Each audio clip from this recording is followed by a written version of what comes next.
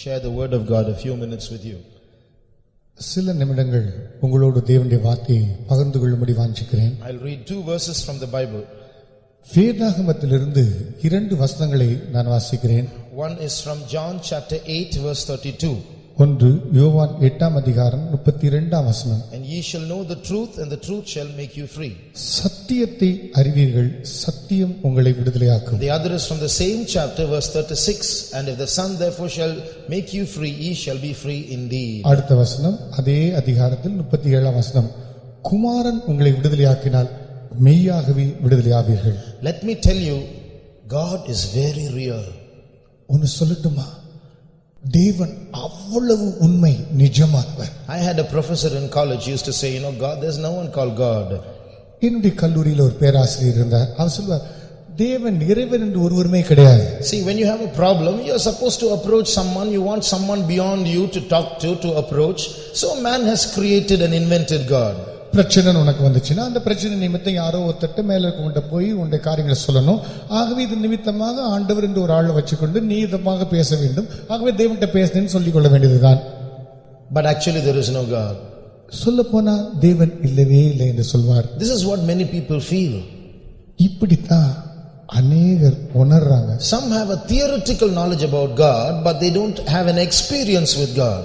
சிலருக்கு ஒரு படிப்பு பாட ரீதியாக ஒரு கூற்று அளவில் தான் தேவனை பற்றி அபிப்பிராயங்கள் உண்டு, ஆனால் தேவனை பற்றி உணர்வுகள் இல்லை. Now how do we know what is around us? நம்மை சுற்றி நடந்து கொண்டிருக்கிறது என்னது எப்படி நமக்கு தெரியும்? We have 5 senses. நமக்கு 5 புலன்கள் உண்டு. Supposing we all had 1 sense less than what we have. உதாரணமா நமக்கு இருக்கிற 5 புலன்களில் ஒரு புலன் குறைந்து இருக்கிறதுன்னு வைத்துக்கொள்ளுங்கள். Suppose we have only 4 senses, we don't have the hearing sense. 4 புலன்கள் மாத்திரம் தான் இருக்கிறது. கேட்டல் என்கிற அந்த புலன் இல்லை என்று வைத்துக் கொள்ளுங்கள். Nobody has ears. No human being has ears. ஒரு மனுஷனுக்கும் ஒருத்தருக்கும் காதே கிடையாது. Will sound exist or not? அப்படின்னா சத்தம் என்பது இருக்குமா இருக்காதா? Sound will exist. சத்தம் இருக்கும். But how will I prove to you that there is sound? சத்தம் இருக்குன்னா அப்படிப்பட்ட சூழ்நிலை எப்படி நான் நிரூபிக்கிறது? Nobody has ears to hear. என்ன கேட்கிறதுக்கு யாருக்குமே காது இல்லையே. You cannot see sound, you cannot feel sound, you cannot taste sound. நீங்க சத்தத்தை பார்க்க முடியாது, சுவைக்க முடியாது, உணர முடியாது. So you need an extra sense to know sound. சத்தத்தை அறிந்து கொள்வதற்கு கூடுதல் புலன் உனக்கு தேவை. In the same way, இது போலவே you need a 6th sense beyond these 5 senses to feel God, to know God. தேவன், இறைவன் இவரை அறிய உணர உனக்கு 6வது புலன் தேவையாக இருக்கிறது. So such people will have a real experience with God. அப்படிப்பட்டவர்களுக்கு உண்மையான தேவனோடு உணர்வு இருக்கும். That is called a spiritual sense. அதுதான் ஆவிக்குரிய உணர்வு. And I believe that in this meeting God has lightened the lamps of many spirits of people here so that they might be able to feel and know God. இந்த கூட்டத்திலும் அநேகரை தேவன் அவரை அறிந்து கொள்ள உணரக்கூடிய அளவுக்கு ஆவிக்குரிய புலன்களை இந்த கூட்டத்தில் தட்டி எழுப்பி விட்டிருக்கிறார் என்று நான் விசுவாசிக்கிறேன். This meeting has not been arranged in vain. இந்த கூட்டம் ஏதோ விருதாவாக வெறுமனே என்று ஒழுங்குபடுத்தப்பட்டதே அல்ல. God does everything with a purpose. தேவன் ஒரு காரியத்தை செய்தால் ஒரு நோக்கத்தோடு தான் அதை செய்வார். I think even if this whole meeting has been arranged for one person, it's worth it all. நான் ஒன்று நிச்சயித்திருக்கிறேன், இந்த முழு கூட்டமே ஒரே ஒரு ஆளுக்கு மாத்திரம்தான் உபயோகம் என்று இருக்கும் என்றால் அது அவ்வளவு சால தகுதியாக இருக்கும். Because you one person, you are so important to God. ஏனென்றால் அந்த ஒரே நபர் நீ தேவனுக்கு மிகவும் முக்கியமான நபர். There is no one in this world like you and you are important to him. இந்த உலகத்தில் உன்னை போல முக்கியமான ஒரு நபர் என்று ஒருவர் அவருக்கு இல்லை. You are unique in your creation. உன்னுடைய சிருஷ்டிப்பிலே நீ தனித்துவம் வாய்ந்தவன். But God has brought you here. ஆண்டவர் உன்னை அழைத்து வந்திருக்கிறார். I saw in the invitation that was printed out to distribute it to many people. அநேகருக்கு அச்சிடப்பட்டு கொடுக்கப்பட்டதான அழைப்புதலை நான் கண்டேன். And there it was written that this is not just an invitation, it's a call. இது ஒரு வரவேற்பு அழைக்கக்கூடியதல்ல, இது அழைக்கக்கூடிய ஒன்று என்று சொல்லப்பட்டது. It's not a call from some human beings, it's a call from God. இது மனுஷனிலிருந்து வரக்கூடிய ஒரு அழைப்பல்ல, தேவனிடமிருந்தே வரக்கூடிய ஒரு அழைப்பு. Today, just like God is real, evil spirits are real. இன்றைக்கு தேவன் எவ்வளவு நிஜமானவரோ அது போலவே பிசாசுகள் தீமையான ஆவிகள் கூட நிஜமானவை. And when evil spirits operate, they don't just operate haphazardly. இந்த பொல்லாத ஆவிகள் தீமையான ஆவிகள் வேலை செய்யும்போது கூட அது தன் இச்சையாக ஒரு கிரமம் இல்லாமல் செயல்படாது. They are very organized. ரொம்ப ஒழுங்கும் கிரமமா இருக்கும். The devil also has his government, his hierarchy, his kingdom. இந்த பிசாசுக்கு கூட ஒரு அரசாங்கம் இருக்கு, அவனுக்கு ஒரு ராஜ்யம் இருக்கு, சிங்காசனம் இருக்குது, அதுபடி தான் வேலை செய்யும். Among the demons in this world, Chennai will have a head. இந்த பிசாசுகள் மத்தியில பிசாசுகளுக்கு சென்னையில ஒரு ஹெட் இருப்பான். Tamil Nadu will have a head. தமிழ்நாட்டுல ஒரு ஹெட் இருப்பான். India will have a head. இந்தியால ஒரு head. America will have a head. அமெரிக்கால ஒரு The head of the whole world is called the god of this world, Satan. இந்த முழு உலகத்துக்கு அதிபதி தான் இப்பிரபஞ்ச லோகாதிபதி அந்த பிசாசு. So the whole kingdom of Satan is involved in turning man away from God. இந்த முழு உலகத்தில் இருக்கிற இந்த பிசாசுடைய வேலையே மனிதனின் இதயத்தை தேவனை விட்டு திசை திருப்புவதே. He knows we human beings love pleasure. மனிதர்களாகி நாம் சிற்றின்பு பிரியர் என்று அவனுக்கு தெரியும். He knows we have the capacity to enjoy pleasure. இந்த சிற்றின்பத்தை அனுபவிக்க கூடியதான திறன் நமக்குள் இருக்கிறது என்று அவனுக்கு தெரியும். We have that capacity that no other creature, no other creation on earth has. இந்த பூமியில் இருக்கிற வேறு எந்த சிருஷ்டிக்கும் இது இல்லை என்று அவனுக்கு தெரியும். Why have we been created with such a capacity to enjoy pleasure? சிற்றின்பத்தை அனுபவிக்க கூடியதான திராணியோடு ஏன் நாம் சிருஷ்டிக்கப்பட்டிருக்கிறோம்? Because God is full of pleasure. ஏனென்றால் தேவன் அவ்வளவு இன்பங்களால் நிறைந்திருக்கிறார். So we are supposed to respond to God when he gives us his pleasure, so that we can acknowledge that pleasure by feeling it in our hearts. தேவனோடு நாம் தொடர்பு கொள்ளும்போது அவர் தமது இன்பங்களை நம்பால் ஊற்றும்போது இந்த இன்பங்களினாலே நாம் அவரோடு கூட தொடர்பு கொள்ளக்கூடியது உந்தப்படுகிறோம். What this devil will do, he will divert us. Don't go and think of that God. Don't enjoy God. பிசாசு என்ன தெரியுமா செய்வான்? நீ தேவன் கிட்ட போகாத, அதை போய் என்ஜாய் பண்ண போகாத, தடுத்துரும். Do you know God is not someone whom we go with our needs? உங்களுக்கு ஒண்ணு தெரியுமா? நம்முடைய தேவைகள் அவசியங்கள் இதை மாத்திரம் வைத்துக் கொண்டு போய் சந்திக்கக்கூடிய ஒரு நபர் தான் ஆண்டவர் அல்ல. He is someone far more than all that. இது எல்லாத்தை காட்டிலும் இன்னுமே மிஞ்சினவர். He is a person with whom we can have a relationship. அவர் நாம் போய் தொடர்பு கொள்ளக்கூடிய உறவு கொள்ளக்கூடியதான ஒரு நபர். He can be a close friend, a member of our family. அவர் நம்முடைய குடும்பத்தின் அங்கத்தினர் போல் அவ்வளவு அருகாமையில் இருக்கிறவர். But the devil doesn't like that. பிசாசுக்கு அது பிடிக்காது. So his whole duty, his whole government is organized only with one motive: to divert every man away from God. ஒவ்வொரு மனிதனையும் தேவனை விட்டு திசை திருப்ப வேண்டும் என்பதுதான் இந்த முழு பிசாசுடைய அவனுடைய அரசாங்கத்தின் முழு நோக்கமே. Today we see crores and crores of people born for God, made for God, but away from God. இன்றைக்கு பார்க்கும்போது கோடி கோடியான ஜனம் தேவனுக்காக பிறந்தவர்கள், தேவனுக்காக சிருஷ்டிக்கப்பட்டவர்கள் தேவனை விட்டு தூரமாக இருக்கிறார்கள். The devil has been holding all of them in his grip. பிசாசு அவர்கள் எல்லாரையும் தன்னுடைய பிடியிலே வைத்திருக்கிறார். But God has called you to this place. ஆனால் தேவன் உன்னை இந்த இடத்துக்கு அழைத்திருக்கிறார். Because he wants you to hear his voice. தமது சத்தத்தை நீ கேட்க வேண்டும் என்று வாஞ்சிக்கிறார். And all the powers of darkness that have been binding you and your family, in Jesus' name we rebuke those powers. உன்னையும் உன் குடும்பத்தையும் கட்டி வைத்திருந்ததான எல்லா பொல்லாத தீமையின் வல்லமைகளை இயேசுவின் நாமத்தில் கடிந்து கொள்கிறோம். Because you shall know the truth and the truth will make you free. ஏனென்றால் சத்தியத்தை நீ அறிவாய், சத்தியம் உன்னை விடுதலையாக்கும். And if Jesus makes you free, you shall be free indeed. இயேசு உன்னை விடுதலையாக்கினால் நீ மெய்யாகவே விடுதலையாவாய். Today people are being deceived by all kinds of falsehoods. இன்றைக்கு ஜனம் எல்லா விதமான பொய்யினாலே ஏமாற்றப்பட்டிருக்கிறார். Man is being deceived into being attracted by things that appeal to the five senses. மனுஷன் ஐம்புலன்களினால் மாத்திரமே கவர்ந்தெழுக்கப்படக்கூடியதானவைகளால் இழுக்கப்பட்டவனாக இருக்கிறான். He is being attracted by those things that have no lasting value. நிலைத்திருக்கக்கூடியதான மதிப்பில்லாதவைகளாலே அவன் கவரப்படுகிறான். You give a 2-year-old child a doll to play with, it will enjoy the doll. ஒரு 2 வயசு பிள்ளைட்ட பொம்மையை கொடுத்து விளையாடுறது கொடுத்தா அதை விளையாடி விளையாடி சந்தோஷப்படும். But 20 years later, 20 வருஷம் கழிச்ச பிற்பாடு you give the same doll to the child. அந்த பொம்மையை எடுத்து அதே பிள்ளைட்ட கொடு. What's this you're giving me? What's my age and what's this you're giving me? இத நீ என்ன போய் என்கிட்ட போய் கொடுக்குற? என் வயசு என்ன உனக்கு தெரியாதா? Why? ஏன்? The child has grown in intelligence to know that this is not something that I should be playing with. இந்த பிள்ளை வளர்ந்து வளர்ந்து புத்தி கூர்மையில எவ்வளவு எட்டிடுச்சுன்னா இதை வச்சுக்கிட்டே நான் இப்போது வரைக்கும் விளையாடக்கூடியதான ஒரு பருவம் எனக்கு இல்லை. I have things of higher values to deal with. எனக்கு என் வாழ்விலே தரம் குறைந்த பகுதிகளோடு நான் இடைபடக்கூடிய காலப்பருவம் இது. But man must realize that there are higher values to deal with. இன்றைக்கு மனுஷன் அறிந்து கொள்ள வேண்டும், மனிதன் இன்னும் அதிகமான ஒரு மதிப்புள்ளதோடு தான் அவன் இடைபட வேண்டியவன். The Bible says if a man can gain the whole world and lose his soul, what is the use? What's the profit? மனுஷன் உலகம் முழுவதும் ஆதாயப்படுத்தினாலும் தன் ஜீவனை நஷ்டப்படுத்தினாலும் அவனுக்கு லாபம் என்ன என்று தான் வேதம் சொல்கிறது. All that is attractive in this world is collectively called by one name, and that is called vanity. இந்த உலகத்தில் இருக்கிற எல்லா கவர்ச்சியா இழுக்கக்கூடிய அத்தனையும் சேர்த்து ஒரே வார்த்தையில் சொன்னால் அது பேர் மாயை. There was a king in the Bible. வேதத்தில் ஒரு ராஜா இருந்தார். He was a very rich king. ரொம்ப ஐஸ்வர்யவான். He was the richest king in the Bible. பைபிளிலே ஐஸ்வர்யமான ராஜா வந்தார். He says everything I saw with the eyes I did not keep away, I took them to enjoy them.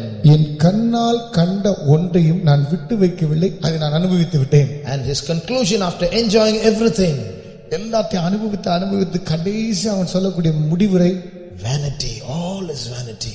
எல்லாம் மாயை. It's just emptiness. It's all fooling me. It's disappointing. It's frustrating. There's nothing real in it. எல்லாம் என்னை ஏமாற்றி விட்டது, என்னை பைத்தியமாக்கி விட்டது, அதுல ஒண்ணுமே இல்லை. And that's what's deceiving the whole world today. அதுதான் இன்னைக்கு முழு பூமியத்தை நீ வஞ்சிக்குது. There was a man called Oscar Wilde.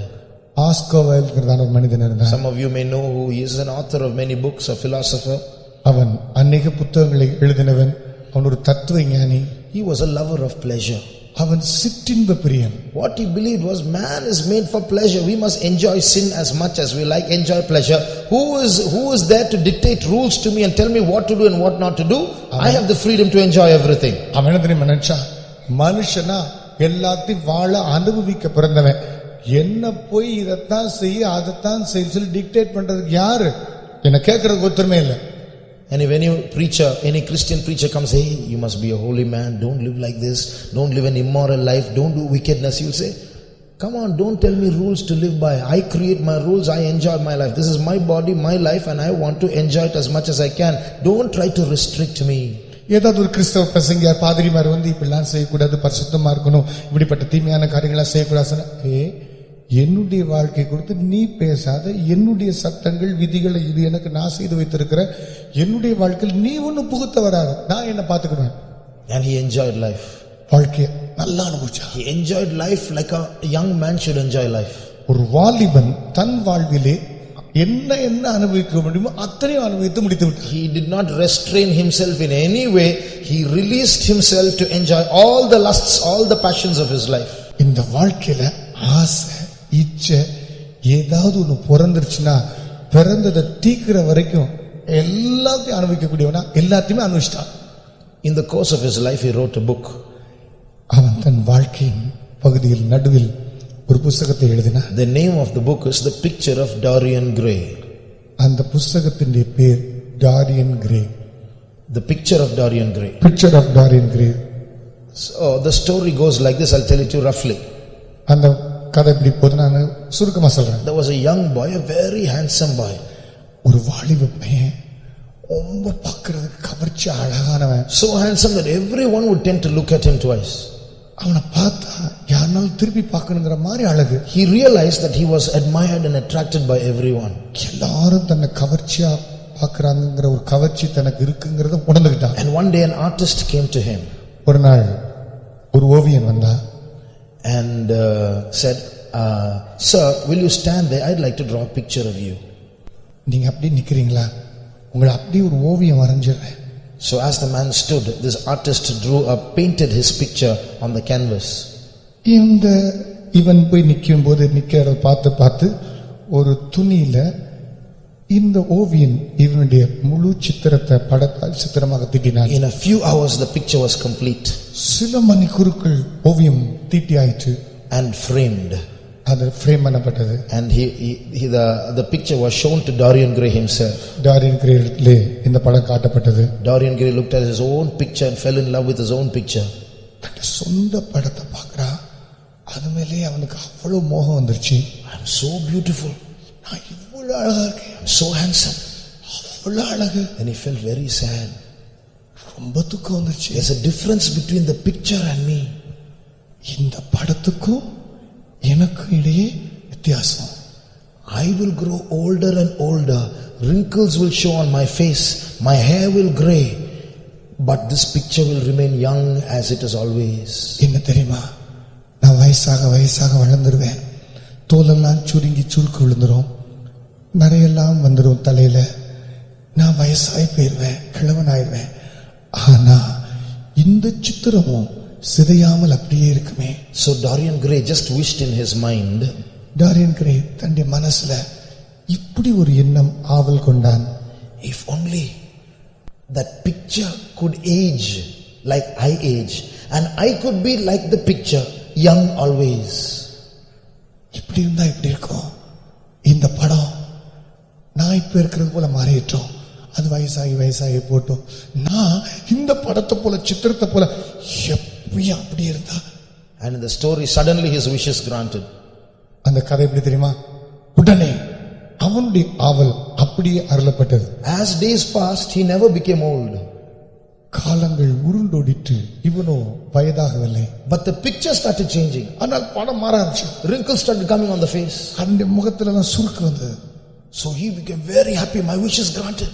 அவனுக்கு ரொம்ப சந்தோஷம். ஐயோ, இந்த எல்லாது நல்லா நடந்துருச்சு. Now I can live on and on and on and enjoy life as much as possible. நான் இப்ப நல்லா வாழ்ந்து எனக்கு என்னென்னலாம் அனுபவிக்க முடியுமோ அத்தனை அனுபவிச்சலாம். So he became more sinful than before. ஆகவே இவன் முந்தைய காலத்தை விட இப்பொழுது அதிக பாவியானான். Now who is writing this book? இப்போ இந்த புத்தகத்தை எழுதுறது யாரு? Oscar Wilde. Who is he? அவர் யார்? A man who thinks pleasure is life. Enjoy life as much as you can. வாழ்க்கை என்பதெல்லாம் சிற்றின்பம். வாழ்க்கையிலெல்லாம் இன்பங்களை அனுபவி என்பது மாத்திரமே வாழ்க்கையின் கூற்றாக கொண்டவன். By writing this book, he is giving a reflection of his own life, of his own passions and desires and feelings. இந்த புத்தகம் வரைவதன் மூலமாக தனக்குள் பிறந்து எழும்புகிறதான ஆசைகள், ஆவல்கள், மோகங்களை இவன் எழுத்து வடிவிலே கொண்டு வருகிறான். So after going about living many years, living an indulgent, sinful, immoral life, மிகவும் மோசமான கெட்ட பாவமான வாழ்க்கை வருஷக்கணக்கு செய்த பிற்பாடு he suddenly remembered, it's a long time since I've seen my picture. I must go up and look at it. என்னுடைய படத்தை பார்த்து ரொம்ப நாள் ஆச்சு, இப்ப போய் என் படத்தை பார்க்கணும். So he went up into the room. அவன் அந்த ரூமுக்கு போனா and went and saw the picture of himself. அவன் தன்னை பற்றி இருக்கிறதான சித்திரத்தை கண்டான். He saw such a dirty picture. He wondered if it was himself. அழுக்கான ஒரு படம், இது நான் தானா அப்படி ஆச்சரியப்படத்தக்க விதத்தில் இருந்துச்சு. Because of his sinful life, that picture was now reflecting his sinful life. It had become distorted and old and grayed and marred and ugly. He himself didn't like to look at it. இவன் செய்து கொண்டிருந்த பாவ வாழ்க்கையின் கொடூரத்தன்மை நிமித்தம் இந்த படமோ அவ்வளவு மோசமாக கெடுக்கப்பட்டு சீர்கேடு அடைந்து பார்க்கிறதுக்கு அவலட்சணமாக இவனுக்கே வெறுப்பு உணர்வுகளை தூண்டத்தக்க விதத்தில் அது கொடியதாக. He quickly came out of the room. உடனே அந்த ரூமை விட்டு வெளியே வந்தான். And then continued with his sinful life. அந்த பொல்லாத பாவ வாழ்க்கைக்குள்ளே பிரவேசித்தார். One day he committed a murder. ஒரு நாள் அவன் கொலை செய்தான். Came back. திரும்பி வந்தான். And wondered, will that picture show any change? அந்த சித்திரம் ஏதாவது மாற்றத்தை இது நிமித்தம் காட்டுமா? So he went up and looked at the picture once again. மறுபடியும் அந்த சித்திரத்தை பார்க்க போனான். And he saw from the chest in the picture blood was oozing out. அந்த படத்துல நெஞ்சிலிருந்து ரத்தம் ஓடிக்கொண்டே இருந்தது. Hey, that picture is telling me who I am. இந்த படம் நான் யாரு அப்படி என்ன பார்த்து பேசிட்டே இருக்கே. I don't like that picture. எனக்கு அந்த படம் வேண்டாம். I'll do one thing. நான் ஒண்ணுக்கு செய்றேன். I'll take a knife. ஒரு கத்தி எடுத்து and I'll kill the picture. அந்த படத்தை கொலை செய்றேன். Then I can be myself. இனி இந்த எண்ணங்கள் எல்லாம் போய் நானாக இருக்கலாம். I can be my young self once again. நான் மறுபடியும் என் வாலிபனாக மாறிவிடலாம். Why should I keep that picture then allow it to be troubling me? ஏன் இந்த படத்துக்கு இன்னும் இடம் கொடுத்து என்ன தொந்தரவு பண்றதுக்கு இடம் கொடுக்கணும்? After some time, கொஞ்ச காலம் சென்ற பிறகு a servant maid was on the ground floor. கீழே ஒரு வேலைக்கார பெண் இருந்தாள். Suddenly she heard a big scream in that house. திடீர்னு பயங்கர பயங்கர கூச்சல் சத்தம் அந்த வீட்டிலே கேட்டார். She ran upstairs. மேல ஓடுனா. Opened the door. கதவை திறந்தா. She saw the dead body of Dorian Gray. Dorian கிரேயுடைய செத்த சடலம் அங்க இருந்துச்சு. Not that young Dorian Gray. அந்த இளமையான அந்த டாரியன் கிரே இல்ல. But an old, marred, ugly, rugged, grey-haired, distorted Dorian Gray. பழைய கிழவனான கெட்டுப்போன பயங்கரமான சீர்குலைக்கப்பட்ட அந்த Dorian grey. Next to him was a picture. அடுத்த அறையில் அந்த படம். The picture of Dorian Gray.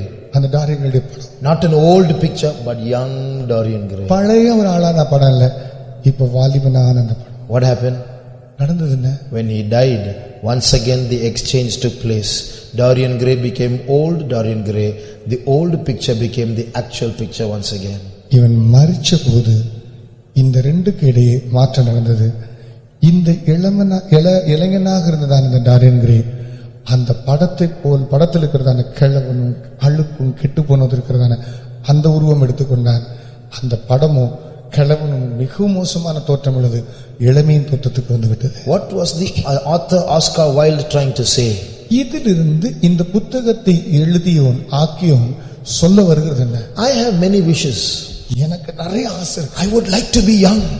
எனக்கு வாலிபனாகவே I இருக்கணும். can do all kinds of things to make myself feel young, be young, look young. பார்க்கிறதுக்கு அழகமா இளமையான தோற்றப்புள்ளியோடு கவர்ச்சியோடு எப்பொழுது இருக்கணும் நான் விரும்புறேன். But a day will come when I have to die.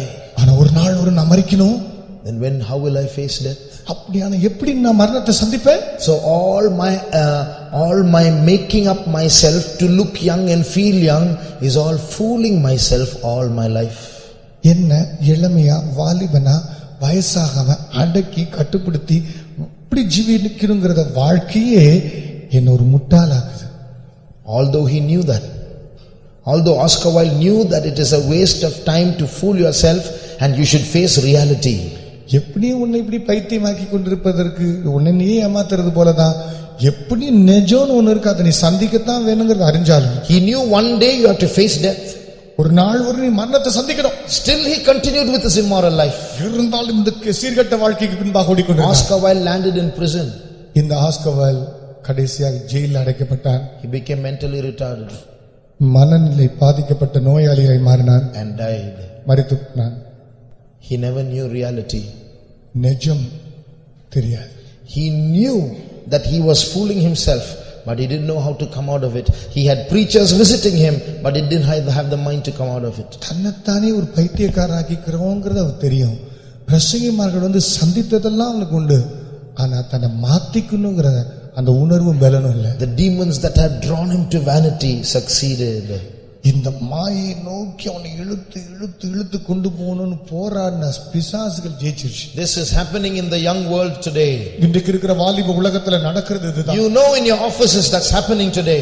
இன்றைக்கு உங்க அலுவலகங்களில் நடக்கிறதெல்லாம் உங்களுக்கு தெரியும். While a small group of people are praying and yearning to God and calling out to God, praying for holiness, on the other side sin is playing havoc in the lives of people. ஒரு சிறு கூட்டத்தார் கூட்டிக்கொண்டு ஆண்டவரே பரிசுத்தம் எங்களிடங்கள் வேண்டும் எனக்கு வேண்டும் என்று கதறி ஜெபித்துக் கொண்டிருக்க பாவம் என்பது பெரும்பான்மையான கூட்டத்துக்குள்ளே பெரும் சேதங்களை உண்டாக்கி கொண்டிருப்பதை பார்க்கலாம். I heard that about 300 people were invited for this. இதற்காக 300 பேர் அழைக்கப்பட்டிருந்தார்கள் என்று நான் கேள்விப்பட்டேன். Why don't people turn up? ஏன் நிறைய பேர் வர முடியல? Sometimes they think, hey, this Christian stuff, it's all madness. இது கிறிஸ்தவங்களா சொல்றது இதுள்ள ஒரு பைத்தியம்.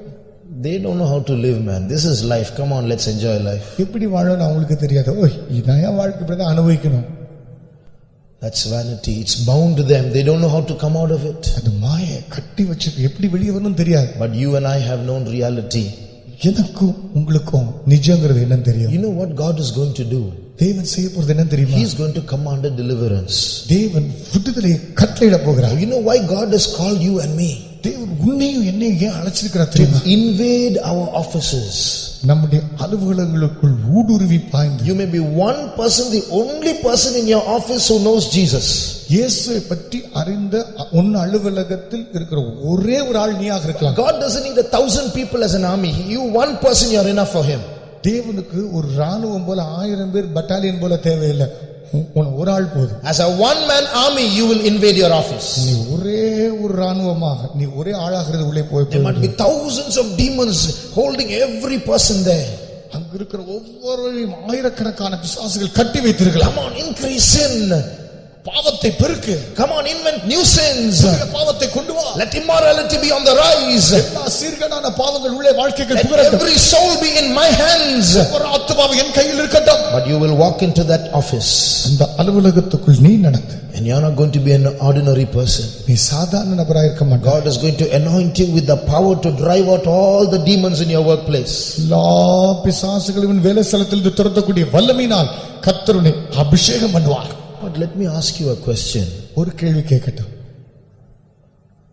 You and I, we might know the history of Chennai or India in the past, say 20 years, or 25 years, or 50 years. நீங்களும் நானும் சென்னை, நம்முடைய பாரத தேசம், இதை பற்றியதான சரித்திரத்தை மிஞ்சி பிஞ்சி போன 20 வருஷமோ இதிலிருந்து 50 வயசு வரை 50 வருஷம் வரை நமக்கு தெரியும். I told you there are evil spirits ruling the land. நான் சொன்னேன் தேசத்துல பொல்லாத ஆவிகள் ஆளுகை செய்கிறது. How long do you think those evil spirits have been in the land? இந்த தேசத்துல இந்த பொல்லாத ஆவிகள் எத்தனை காலம் இருந்ததுன்னு உங்களுக்கு தெரியுமா? Even before Adam was born they were there.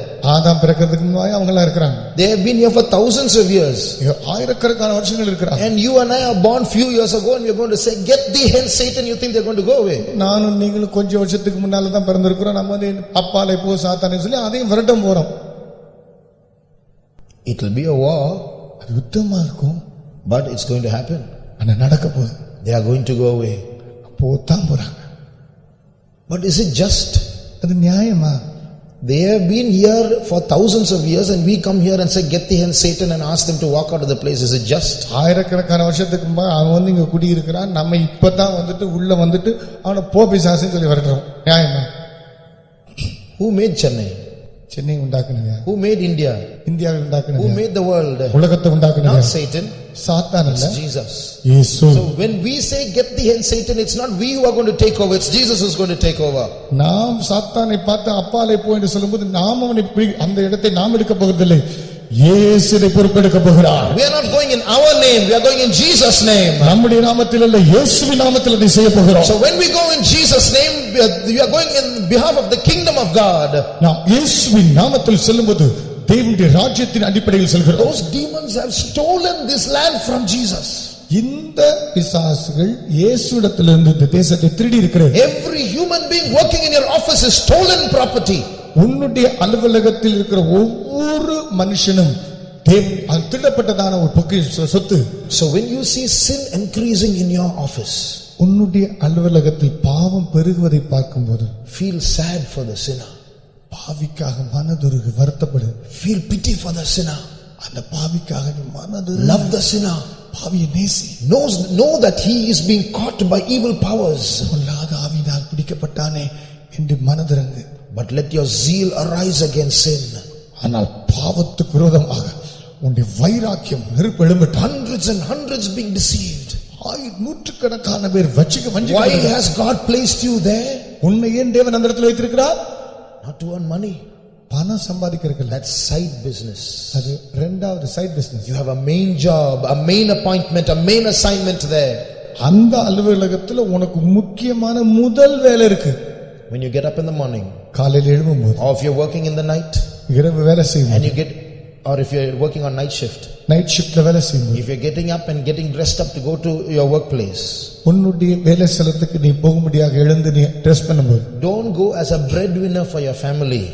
உன்னுடைய குடும்பத்துக்கு சாப்பாட்டுக்கு சம்பாதிக்கிற ஒரு ஆள் போல போகாத. Go as a disciple of Jesus Christ. இயேசுவின் சீஷனாகவே புறப்படு. Go as a member of the army of Jesus Christ. இயேசு கிறிஸ்துவின் ராணுவத்தின் அங்கமாய் புறப்படு. I have a spiritual assignment there to fulfill. இந்த அலுவலகத்தில் நான் நிறைவேற்றி பூர்த்தி செய்ய வேண்டியதான ஆவிக்குரியதான ஒரு பொறுப்பு எனக்கு இருக்கிறது. There might be thousands of demons there. அங்கே நூற்றுக்கணக்கான பிசாசுகள் இருக்கட்டும். You are one person. நீ ஒரு ஆள். But greater is he that is in you than he that is in your office. உனக்குள் இருக்கிறவர் உலகத்தில் இருக்கிறவனை காட்டிலும் பெரியவர். And the time will come, he will rise up within you and quench those spirits, crush those spirits, and Jesus will reign in our offices. நேரம் வரும், உனக்குள்ளே இருக்கிறவர் எழுந்தருளுவார். அவர் அந்த சத்துருவை நசுக்கி அவனை கீழ்ப்படுத்துவார். இயேசுவே உடைய அலுவலகத்தில் அரசாட்சி செய்வார். The vanity that was holding Oscar Wilde, and he could not open his eyes and see reality all the days of his life, have been binding people even today. இந்த ஆஸ்கர் வைல்டை கட்டி வைத்திருந்த அந்த மாயைங்கிறதான சாத்தானை அவனால் கண்டுபிடிக்க முடியவில்லை. அது அவனை அழித்து விட்டது. அதே மாயையின் வல்லமை இன்றைக்கு ஜனங்களை கட்டி வைத்திருக்கிறது. But God has given us a power. ஆனால் தேவன் நமக்கு வல்லமையை தந்திருக்கிறார். Who is in us? நம்மிலே இருக்கிறவன் யார்? Jesus. இயேசு. And if he sets free, they shall be free indeed. அவர் விடுதலையாக்கினால் மெய்யாகவே அவர்கள் விடுதலையாக்கப்படுவார்கள். Our Jesus is more powerful than the power of vanity. மாயையின் வல்லமையை காட்டிலும் இயேசு மகா வல்லமை பெறுகிறார். So go in Jesus' name. இயேசுவின் நாமத்திலே செல்லுங்கள். And in the spirit bind those spirits that are governing your offices. ஆவியிலே உன்னுடைய அலுவலகத்தை ஆண்டு கட்டுப்படுத்தினவைகளை நீங்கள் கட்டி விடுங்கள். There is a verse in the Bible. வேதத்தில் ஒரு வசனம் உண்டு. I will overthrow, I will overthrow, I will overthrow. கவிழ்ப்பேன், கவிழ்ப்பேன், கவிழ்ப்பேன். I will keep on overthrowing till the one whose right to the throne is comes and sits on the throne.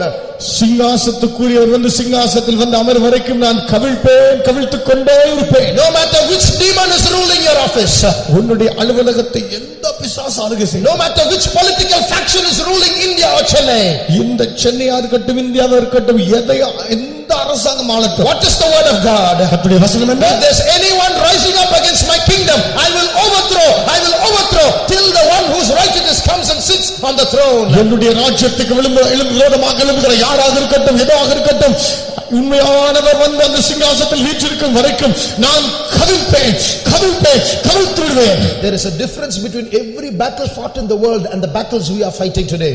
இந்த உலகத்தில் இதுவரையும் போட்டதான சண்டைக்கும் நாம் இப்பொழுது பண்ணுகிற யுத்தத்துக்கு வித்தியாசம் உண்டு. What is that? அது என்ன?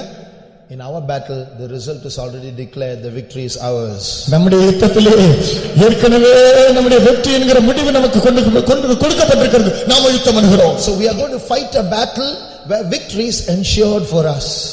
ஜெயம், வெற்றி நமக்காக ஏற்கனவே சூட்டப்பட்டிருக்கிற ஒரு யுத்தத்தை தான் செய்து கொண்டிருக்கிறோம். Dear brother, dear sister, அருமையான சகோதரனே, சகோதரி, step forward in faith. விசுவாசத்திலே முன்னேறி போ. He is with us. அவர் நம்மோடு கூட He இருக்கிறார். is before us. அவர் நமக்கு முன்னே He is இருக்கிறார். within us. அவர் நமக்குள்ளே இருக்கிறார். Around us. அவர் நம்மை சுற்றி He is இருக்கிறார். above us. நமக்கு மேலே He is இருக்கிறார். beneath us. Our He is நமக்கு all powerful. அவர் அவ்வளவு வல்லமையாய் நிறைந்தவர். He will take Chennai. அவர் சென்னையை He is பிடிப்பார். going to take India.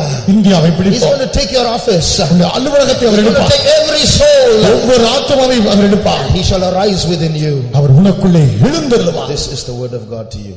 இதுதான் கர்த்தர் உனக்காக கொடுக்கிற If the தெய்வீக Son shall set them free, they shall be free indeed. குமாரன் உன்னை விடுதலையாக்கினார். God has விடுதலையாக்கப்படுவார். God has burnt the truth in your lips. தேவன் இந்த சத்தியத்தை உன்னுடைய உதடுகளில், உன்னுடைய நாவிலே இதோ அக்கினியாய் கொளுத்தி இருக்கிறார். And when you speak the truth, நீ சத்தியத்தை பேசும்போது they shall know the truth, and the truth shall make them free. அவர்கள் சத்தியத்தை அறிவார்கள், சத்தியம் அவர்களை விடுதலையாக்கும். These words that we speak are not philosophy. நாங்கள் பேசுகிற இந்த வார்த்தை தத்துவம் அல்ல. These are not just religious words. இது மத சம்பந்தமான வார்த்தை அல்ல. These are words of eternal life.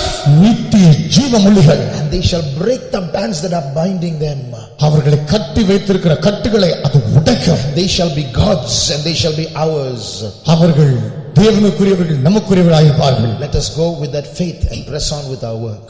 இந்த விசுவாசத்தோடு புறப்பட்டு போய் நம்முடைய வேலையை நாம் செய்வோமாக. Thus said the Lord. இவ்விதமாய் கர்த்தர் சொல்கிறார். தேவ ஜனமே, People of God, இது கடைசி நேரம். this is the last moments. இங்கிருந்து போறதுக்கு முன்பாக, Before going from here, ஆண்டவரிடத்தில் சிலதை நாம் வேண்டிக்கொள்வோம். let us ask a few things from the Lord. எதை கேட்பாயோ கேட்க மாட்டாயோ, Whatever you ask or do not ask, ஒரு உத்தம இருதயத்தை முதலாவது வேண்டிக்கொள். ask for an upright heart. ஆண்டவரே, O Lord, உள்ளே நான் என்னவோ அதுதான் வெளியேப்பா. Lord, am I what outside what I am inside? வெளியே என்னவோ அதுதான் உள்ளப்பா. உள்ளே எதுவோ அது வெளியே, வெளியே எதுவோ அது உள்ள. What is inside, that is outside, and what is outside, that is inside. ஒரு பளிங்கை போல ஒரு வாழ்க்கை எனக்கு தாரும். Give me a crystal clear life, Lord. நிறைய மாய்மாலமான வாழ்க்கை எனக்கு இருக்கப்பா. Lord, I have a lot of hypocrisy inside me. எனக்கு அது போணும்பா. That should go, Lord. அருமையானவர்களே, beloved, நீ கொடுமையான மாய்மாலம் உள்ள ஒரு ஆளாக கூட இருக்கலாம். you may be a terrible hypocrite. ஆனா மாய்மாலக்காரனா இருக்கிறேனே என்கிற ஒரு வருத்தம், ஒரு அழுக, ஒரு கூப்பிடுதல் உனக்கு இருந்தால் மாயின் ஆவியிலிருந்து கர்த்தர் உன்னை தூக்கி எடுப்பார். But you have that feeling of remorse, that feelings of being sorry because you are acting, you are pretending what you are not, then the Lord will bring you out of that vanity. அப்பொழுது தேவன் உத்தமமான இருதயத்தை உனக்கு தருவார். God will give you an upright heart. இந்த உத்தம இருதயம், That upright heart, அது ஒரு காந்தமணி போல, magnetic compass. it is like a compass.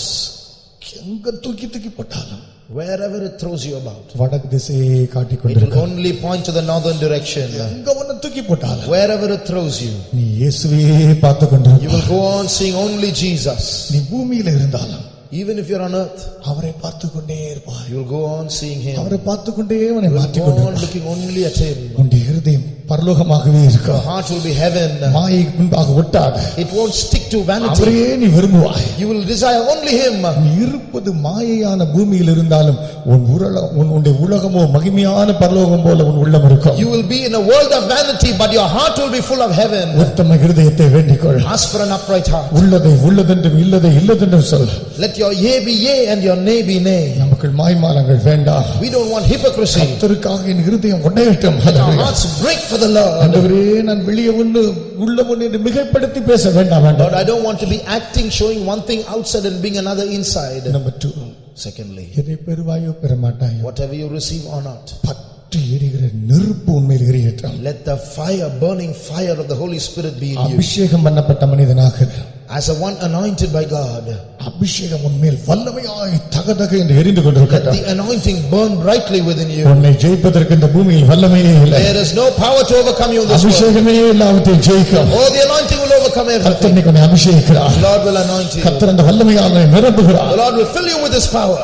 பிரியமானவர்களே, Beloved, டைட்டில் பார்க்ல கூட நாங்க ஃபர்ஸ்ட் போகும்போது, when we went for the first time to Tidal Park, நான் நினைக்கிறேன் முதல் ஒரு ரோ 2 ரோ கூட அந்த கான்ஃபரன்ஸ் ஹால்ல நிறைஞ்சிச்சோ நிறைய இடத்துல. in the first meeting, I don't think there were just 2 rows of people in the beginning. நாங்கள் பாரத்தோட ஜெபிச்சோம். We prayed with burden. அங்க பிரதர்ஸ் சிஸ்டர்ஸ் சின்சியரா வேலை செஞ்சாங்க. And the brothers there worked sincerely. 2, 3, 4 தடவை பார்க்கும்போது 2 or 3, 4 times when we அந்த went, hall full ஆயிடுச்சு. all became full. அடுத்தவங்க சொன்னாங்க, இனி இன்னொரு ஆடிட்டோரியம் இதை விட பெரிய ஹால் போறோம். They said, now we have to only look for an auditorium.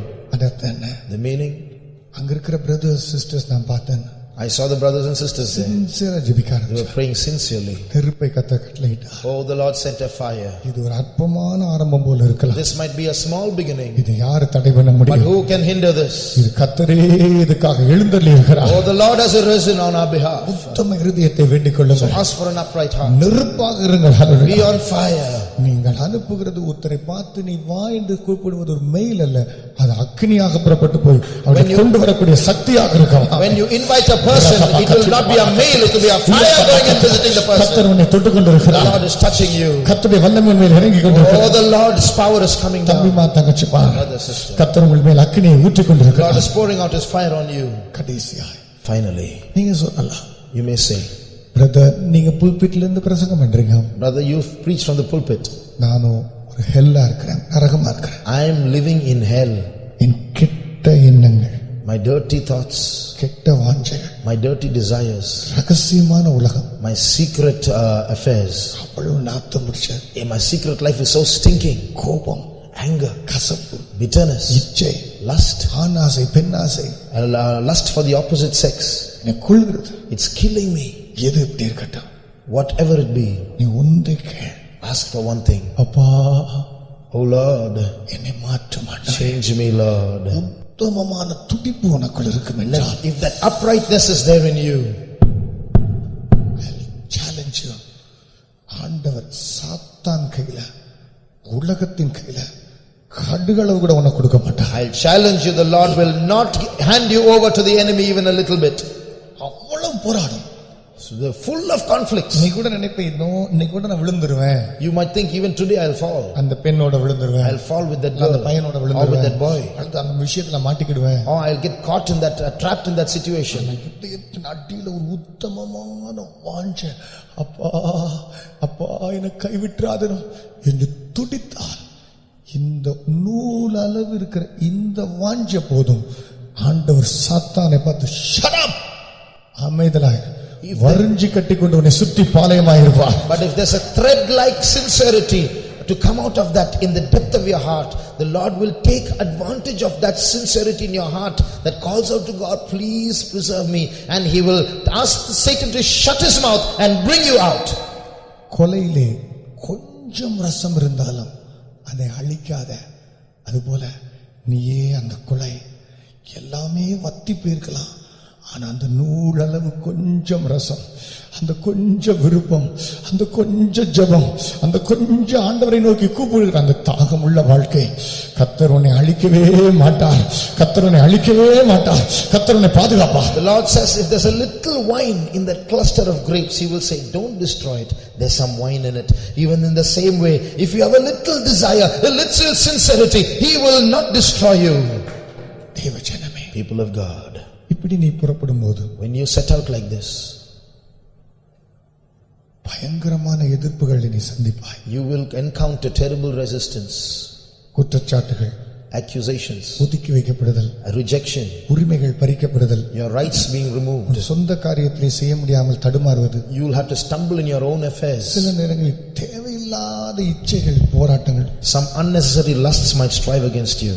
இதெல்லாம் நீ சந்திப்ப. You might have to meet such situations. இதனால நீ கெட்டவன் நினைச்சிடாத. Don't think that you are bad because of this. இது உனக்குள்ள இருக்கிற ஆவி இல்ல. It's not your spirit. நீ உலகத்தில் இருக்கிற ஆவியை துரத்தும் போது அந்த ஆவிகள் எல்லாம் வந்து போராட வருகிறது. When you chase out the spirits in the land, all those spirits will come and fight against you. தாவீது சிங்கத்துக்கிட்ட போய் அந்த ஆட்டை பிடுங்கிறதுக்கு முயற்சித்த போது சிங்கம் ஆட்டை விட்டுட்டு இவன் மேல சல்லுன்னு பாஞ்சது. When David went to pluck out a lamb from the lion's mouth, the lion left the lamb and came against David. நீ பயப்படாத. Don't be afraid. என்ன போராட்டம் வந்தாலும், Whatever conflict comes, கர்த்தர் உனக்கு ஜெயத்தை தருவார். the Lord will give you the victory. உனக்குள் ஆரம்பித்த வேலையை பூர்த்தி செய்வார். He will do that work in you. கர்த்தருடைய மகிமை உன்னோடு கூட The இருக்கிறது. glory of God is with you. தைரியப்படுங்க. So be bold. தைரியப்படுங்க. Be bold. தைரியமா இருங்க. Be bold. இந்த நேரத்தில் At this time, ஒரு புத்திமதியை சொல்லி நான் முடிக்கிறேன். with an instruction, I will conclude. இதுவரையும் கிறிஸ்தவ உலகத்தில் இருந்த ஆரோக்கியமற்ற ஒரு போட்டிகள் நம்முடைய ஃபெலோஷிப்ல எங்கேயுமே வர விட்டுறாதீங்க. Don't allow any unhealthy competition to come in our endeavor in this ministry. எங்க போனாலும், Wherever you go, உன் சபையை பத்தி பேசாத, don't speak about your church. உன் உபதேசங்களை பத்தி, உன்னை பத்தி பேசாத, Don't speak about yourself அல்லது இங்க இருக்கிற பாஸ்டர்மாரை பத்தி பேசாத, or about pastors here.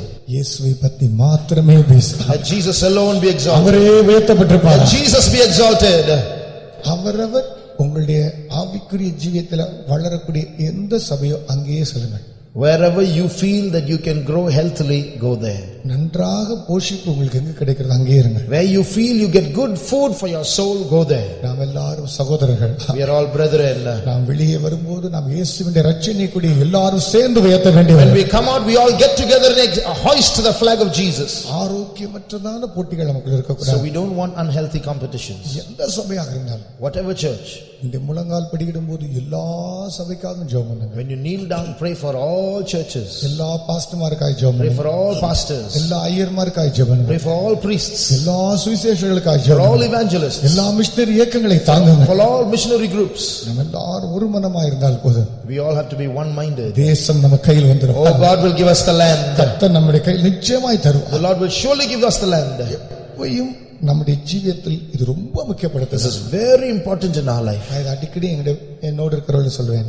I will tell those who are with me often. CPM பத்தி நான் சொன்னா அத மாதிரி கேவலம் இது. If I keep on telling about CPM, there's nothing stupid as that. கோழி முட்டையில அந்த ஷெல் அது தேவைதான், ஆனா குஞ்சு வந்த பிற்பாடு தேவையில்லை. A shell is needed till the chicken hatches. After that, the shell is not necessary. நல்ல சபை இதெல்லாம் கர்த்தருடைய வருகை வரைக்கும் தான். இந்த கர்த்தருடைய வருகை வந்த பிற்பாடு குஞ்சுகளாக நாம் வெளியே பறந்து வருவோம். All the shell of the churches are there only till the coming of the Lord. After that, we'll all go up as little chickens to the heaven, to the kingdom of God. இந்த ஊழியத்துல எங்களை பத்தி மேன்மை பாராட்டுறதுக்கு என்ன இருக்கு? What do we have to boast about this ministry? உள்ளே சொன்னா என்கிட்ட ஒண்ணே ஒண்ணுதான் நான் சொல்லலாம். I can say only one thing. நாங்க ரெண்டு பேருமே பெருமைக்காரங்க. We are both proud people. ரொம்ப மோசமானவங்க. Very bad. ரொம்ப சண்டை பிடிக்கிறவங்க. We fight a lot. ரொம்ப இச்சை உள்ளவங்க. A lot of lust. பெண்கள் மேல ஆசை உள்ளவங்க. We all have lust for girls. தகராறு பண்றோம். Always fight. ஆனா ஒண்ணே ஒண்ணுதான் சொல்ல முடியும். But one thing we can say. அந்த கிருபைங்கிற பிச்சை கிடைச்சது ஊழியம் செய்றோம். But we have got His grace to do this ministry. கிருபையை தவிர மேன்மை பாராட்டுறதுக்கு ஒண்ணுமே. Nothing to boast except the grace of God. எங்களால் ஆகும் என்று ஒன்று யோசிக்க கூட எங்களுக்கு தகுதி இல்லை. Nothing to think that we can accomplish anything. இன்னும் சொல்லப்போனா, in other words, எனக்கு தெரியாத நிறைய வெளிப்பாடுகள் கூட உங்களுக்கு தெரியும். You may have revelations that I don't know. ஆனா பிச்சையோ பிரசங்கம் பண்ணும்படி எனக்கு கிடைத்தது. But God has given me the grace to preach. ஆனா நம்ம மேன்மை பாராட்ட நம்ம யாருக்கு என்னது இல்லை. So we have nothing to boast anyway. எல்லாரும் சகோதரர்கள். We are all brethren. ஒரு ஜெபம் பண்ணுங்க. Let's we pray for one another. ஒரு சின்ன குடிசைக்குள்ள போறதான ஒரு சபையில போறதான ஒரு பையனா இருக்கலாம், அல்லது பெரிய கத்தீட்ரலுக்கு போகக்கூடியவர்களா இருக்கலாம், நம்முடைய இதயம் எல்லாம் பரலோகமாகத்தான் இருக்க வேண்டும். You may be a Christian going to a small hut as a church, or you may be going to a big cathedral as a church, but our heart should be one. தேவ ஜனமே, people of God, யுத்தத்தின் காலம். This is the time of battle. சமக்கையின் ஒளியை உண்டாக்கக்கூடிய காலம். சத்தம் விக்கால சத்தம். This is the time where we have to blow the trumpet. இதோ கர்த்தர் நம்மோடு கூட இருக்கிறார். The Lord is with us. கர்த்தருடைய வல்லமை நம்மை நிரப்பட்டும். Let the power of God fill us. வெளியே போறதுக்கு முன்பாக, before you go out, சரியான வல்லமையோடு புறப்பட்டு போ. With the real power. ஆண்டவரே, என்னை மாற்றும் ஆண்டவரே. Oh Lord, change me. என்னை சரிப்படுத்தும் ஆண்டவரே. Set my life right, Lord. எல்லாவற்றிலும் கர்த்தருடைய கரத்தில் ஒப்புக் கொடுங்கள். Let's all fully surrender to the Lord. ஆண்டவரே, எனக்கு அந்த ஜீவன் வரட்டும். Oh Lord, give me that life. எனக்கு அந்த வல்லமை வரட்டும். Give me that power, Lord. ஆண்டவரே, என்னை மாற்றும். Change me, Lord. கடைசியாய் finally இந்த லைஃப்ல ஒரே ஒரு காரியம் பெஸ்ட் பிரியமானவர்களே. There's only one thing in this life you can call the best. உன் ஆண்டவரை அறிஞ்சிட்டே go, keep on knowing your God. அதை தவிர உன் லைஃப்ல வேற ஸ்பெண்ட் பண்ணாத. There's nothing else in your life. ஆண்டவரே, oh Lord, உம்மையே நாடேன் ஆண்டவரே. I want you, Lord. நீ தேவனை அதிகம் அதிகம் அறிய அறிய, the more you know God, அதிகம் அதிகம் உன்னையே நீ அறிந்து கொள்வாய். you will know yourself more. உன் தேவனை அதிகம் அதிகம் அறிய அறிய, the more you know God, உன்னோடு இருக்கிறவர்களை நீ அறிந்து கொள்வாய். you will know those who are with you. உன் தேவனை அதிகம் அறிய அறிய, the more you know God, இந்த உலகத்தின் ஒவ்வொரு காரியத்தையும் அறிந்து கொள்வாய். you will know everything in this world. தேவனோடு அதிகம் அதிகம் இருக்க இருக்க, the more you are with God, எந்த மனிதனோடு கூட நீ இருந்து கொள்வாய். you will be ready to be with any person. நரமாம்ச பட்சினியோடு கூட நீ ஒன்றாய் you இருந்து will be கொள்வாய். with even cannibals. நீ தேவனோடு அதிகம் இருக்க இருக்க, as you are with God, உன்னோடு எந்த மனிதர்களும் சுகமாய் தங்கி இருப்பார்கள். every person will be convenient to be with you. தேவ ஜனமே, people of God, நீ ஒரு இன்ஜினியரோடு கூட இருந்தா, if you are with an engineer, நீ இன்ஜினியர் போல இருப்ப. you will be like an engineer. நீ டாக்டர் கூடயே பழகுனா, if you are with a doctor, மருத்துவனை போல இருப்ப. you will become like a doctor. நீ ஒரு மனிதனோடு பழகுனா, if you acquaint yourself with a man, மனிதனை போலவே இருப்ப. you will be like a man. பிசாசோடு கூட பழகுனா, if you are acquaint yourself with a devil, இன்னொரு பேயா இருப்ப. you will become another devil. ஆனால் தேவனோடு கூட இருந்தா, if you are with God, நீ ஒரு குட்டி பரலோகமாகவே you will இருப்பாய். be a little heaven. கர்த்தர் உன்னை அழைக்கிறார். the Lord is calling you today. கர்த்தர் உன்னை அழைக்கிறார். oh, the Lord is calling you today. உன்னை அழைத்துக் the power of God is calling you today. உன்னை தொட்டுக் கொண்டிருக்கிறார். the power of God is touching you. என் மகனே, நான் உன்னை இன்னைக்கு அழைக்கிறேன். my son, I called you. என் மகளே, நான் உன்னை my அழைக்கிறேன். daughter, I call you.